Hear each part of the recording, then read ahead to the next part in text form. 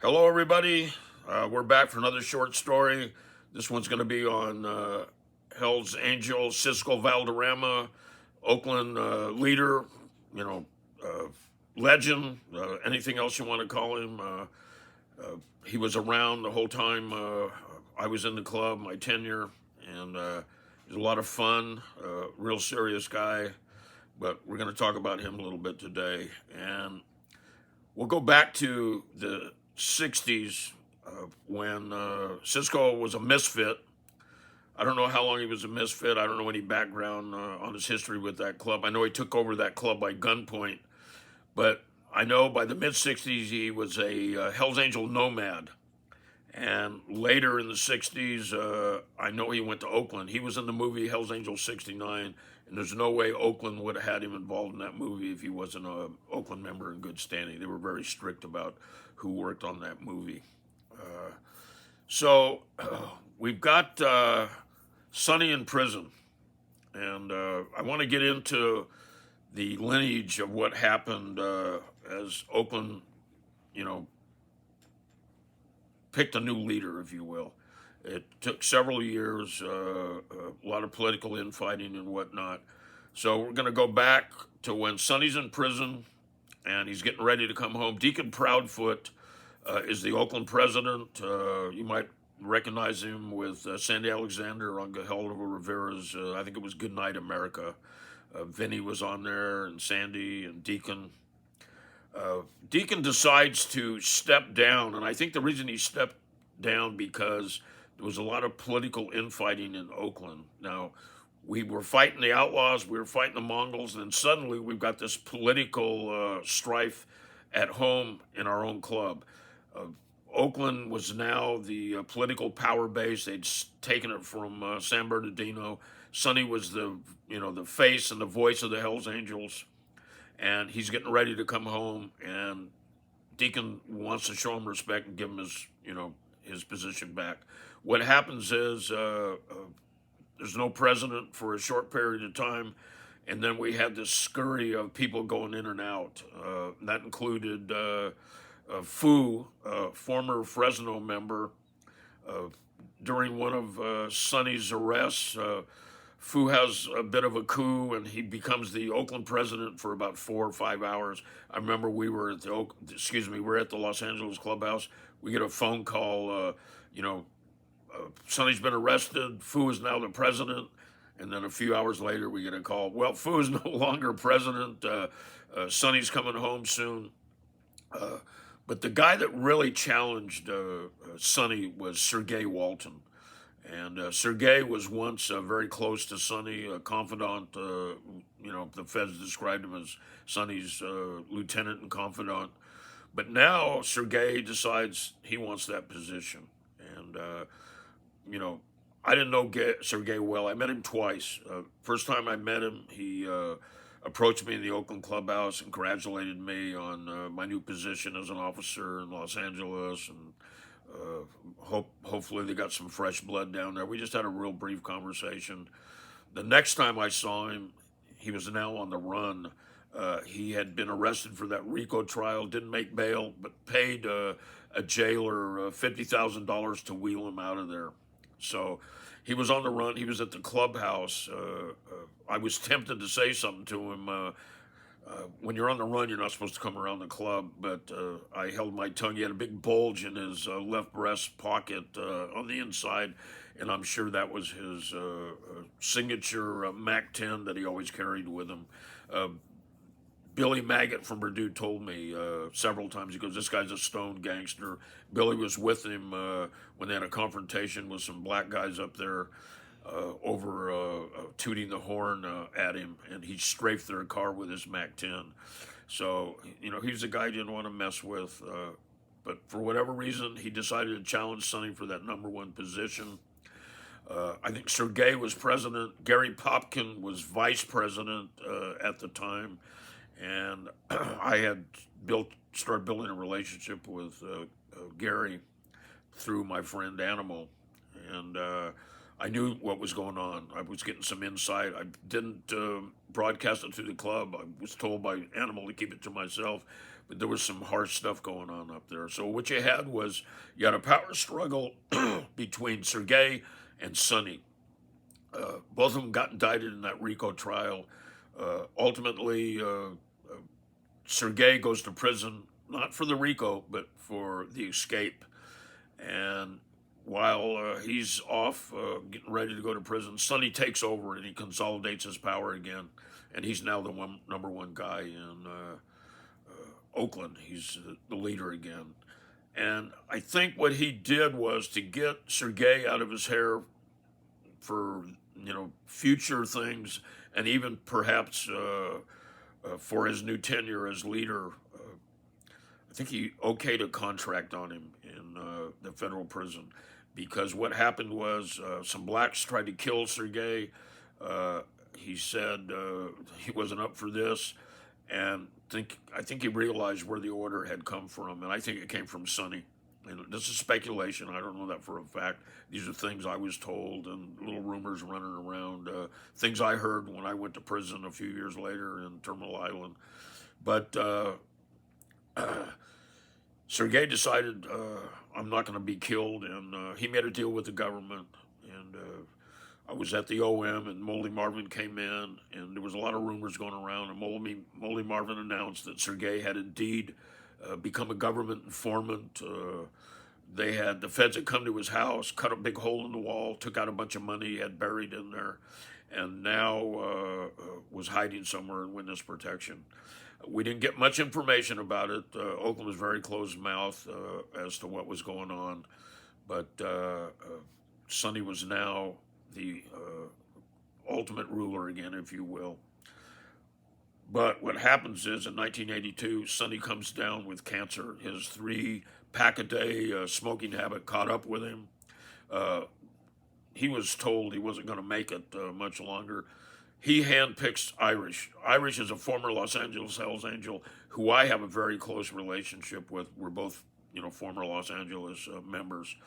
So it didn't hurt my feelings. I could work with Irish. Irish and I were very good friends, did a lot of partying together.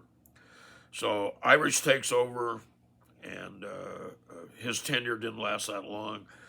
I tell you what happened was Irish and Sonny both got very close to Tony Tate. And I was on this peace mission trying to get the outlaws and the Mongols to end the war. Tony Tate was pushing the war. Sonny and Irish bought into it. And that created a lot of embarrassment for both those guys.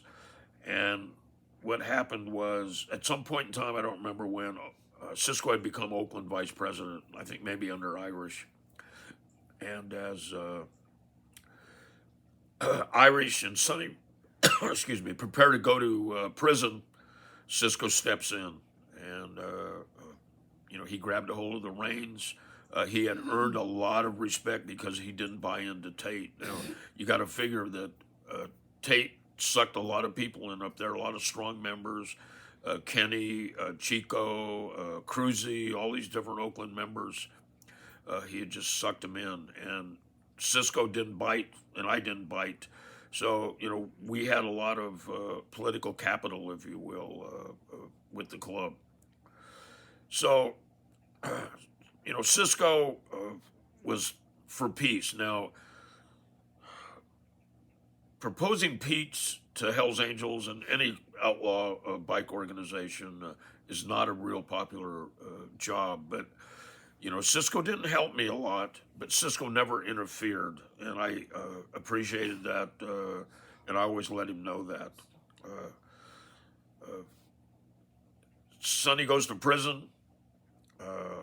Cisco takes over the club. Cisco and I wind up doing a 60-minute interview with Mike Wallace. Doesn't go well for Cisco. And this is the first time Cisco and I have an issue. I tell Cisco I don't think he should go on the show. He thinks that maybe I'm trying to cut him out. I don't know. We never really talked about it. But Cisco kind of fails on the show. He gets a lot of criticism from the club. as well as the lawyers, and blames me for his shortcomings in the interview, which, he didn't talk to me for about 6 months. That's the kind of guy he was. He got mad, and he would ignore me, give me the cold shoulder, and or give me a very cold hello if he saw me. But that was okay. I rolled with it. And, even though Cisco had that mishap with 60 Minutes, Cisco, he walked away with the title, and he held on it for a lot of years, and he held on it and held on it. I know that when Sonny came back, there's all these rumors what really happened. Cisco was in complete control of Oakland. He was a very powerful figure in the OMs. He would come into the OMs, and he would just wield the power around the room. Nobody wanted to challenge him. He was a very imposing guy. I'm glad that Cisco and I got along. We had the same philosophies. I was a little bit more vocal than him. He played a little bit more hardball than I did. But, we had different leadership styles. But when Sonny came back, now, again, speculation. Sonny and Cisco had a falling out. Sonny came back. He wanted a book. He wanted these different things. He wanted a movie. And Oakland, I was told, was shooting him down. And that was one of the main reasons Sonny went to go to Arizona. And he put the Dirty Dozen into the Hell's Angel patch. Kind of ran that state with an iron hand. It was kind of ballsy. The guy's in his 70s. He moves to Arizona and starts over. And that tells you the tenacity and the hold that Cisco had on the club. Now, Sonny's in Arizona. Cisco's got complete control of the club. I get busted on a 59-count racketeering charge. And there's a lot of rumors, a lot of shit talking going on in the club about me. The district attorney down here spun that whole case that I was selling drugs to kids in high school, which was total bullshit. They didn't have one drug sales to any high school kids, and they didn't have any Hells Angels selling any hand-to-hand drug deals. There were people dabbling around. The record speaks for itself. But the way they characterized it, when I got back, I'd spent a year in solitary confinement fighting the case. The case ultimately fell apart. When I came back, I went to the OM and I gave a big fuck you to everybody's speech. I was really mad that people would even think that I would be going to high school selling drugs. And I've got to tell you, there were people that supported me the whole time. But out of the people, Cisco was one of the guys that didn't support me. But I will tell you, Cisco showed up at the Ventura Clubhouse late one Saturday night, and he came down there to apologize to me. He was a real man. And him and I sat there in the Ventura Clubhouse at the bar drinking tequila. And he apologized and said he didn't know what he was thinking. I mean, the guy was a real stand-up guy. He was fun to be around. He was a stuntman. I don't think he was real active as a stuntman because he was a pretty big guy, but he was an actor. He also did a lot of security for movie sets. He would bring club members in and make sure that the equipment was safe. A lot of the movie producers and movie companies all used him up in the Bay Area because they knew if Cisco's security company was guarding their stuff, no one was going to mess with it. He was a hell of a guy. He was a magician. He was doing tricks all the time. He had a good sense of humor. I know one year, every year we would have a big Halloween party, and Cisco, I'm just talking, this isn't like, this is trivia stuff. This is if we were sitting around the campfire here, this is some things I might be telling you. But Cisco had a direct line into George Lucas, and he wound up getting the Darth Vader uniform. Not a reasonable facsimile. He got the Darth Vader uniform that they used in the movie. And he came to the Halloween party with that Darth Vader thinking he was going to get the number one. Every year we'd have a vote who won. Like Fuki one year came as Fu from Fu Manchu from Oakland, and it was just funny. Fuki was a Frisco member at the time, and he came to the Oakland party, and he was all dressed up like Fu, had a wig on and glasses like Fu, and was talking like Fu. It was a lot of good spirits, a lot of good brotherhood going on. So, Cisco's prancing around in the Oakland clubhouse at the party with the Darth Vader uniform on. He's figuring, I got the number one cinch this year. I'm Darth Vader. So who shows up but Animal, and he shows up with Stunts Unlimited crew, Dick Zeiker, Buddy Joe Hooker, and they light Animal on fire, and he runs into the clubhouse, and then, of course, they put him out. And so Animal beat Cisco that year. Cisco was so mad at him, I don't think he talked to him for a few months. But this is the kind of shit that went on. We had like a really good, strong brotherhood going. I know that early on in the late 70s, Cisco tried to talk me into transferring to Oakland right after Irish went up there. I just started Ventura, and Ventura kind of had the same. We had to work really hard to get the respect that ultimately we got. Oakland and Los Angeles had hard feelings, and there was power struggles going on. Some Los Angeles members had gone to Oakland, and kind of drug that up into Ventura, that bad attitude. And, Cisco wanted me to come up to Oakland. I think I don't know why. I just said, hey, you got Irish. I said, I'm staying down here. So we need some strong voices in the South and around the country. I go, you guys need to quit poaching everybody. And, Cisco really didn't care. He was all about Oakland, same as Sonny, and Irish was now an Oakland member. I mean, all these guys were. But that's a little history about Cisco. I kind of got into some personal stuff there because I got a lot of personal feelings about those guys. Cisco's gone. Irish is gone. David Ortega's gone. These are all the guys that I came up with. And I know a lot of shit happened up there. People turned up missing. It was a dangerous game, but it's something that I did. I'd do it over again in a minute if it was the same crew again. But now I'm getting sentimental, so I'm going to end it here. I hope you guys enjoyed this.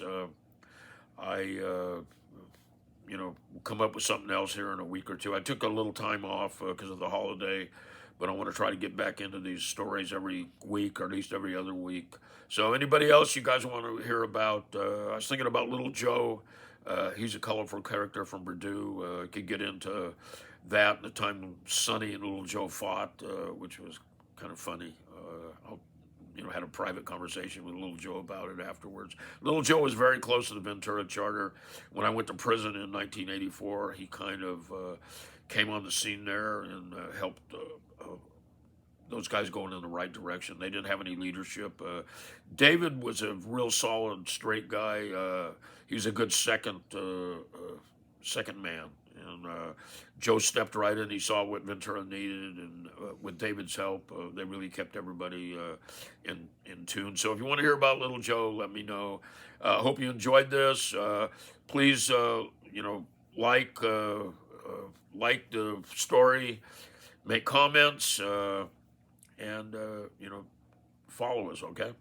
All right. I'll talk to you guys next time.